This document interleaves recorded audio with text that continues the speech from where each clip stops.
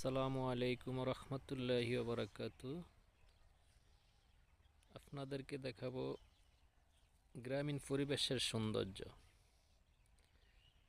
গ্রামীণ কৃষকরা অত্যন্ত পরিশ্রম করে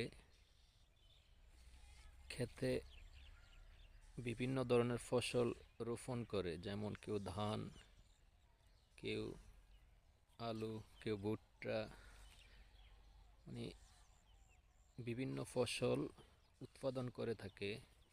যেমন এখন এই বিলে দেখা যাচ্ছে ধান অত্যন্ত কষ্টের বিনিময়ে কৃষকরা এই ধান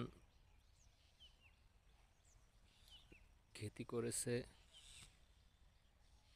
এবং তারা তাদের ফসল কেটে নিচ্ছে।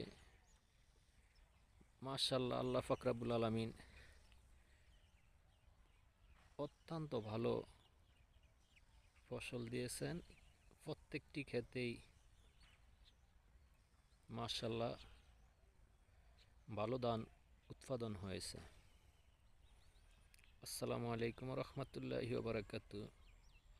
আপনাদের কাছে যদি ভিডিওটা ভালো লাগে তাহলে লাইক, কমেন্ট, শেয়ার করবেন এবং কিন্তু সাবস্ক্রাইব করতে ভুলবেন না।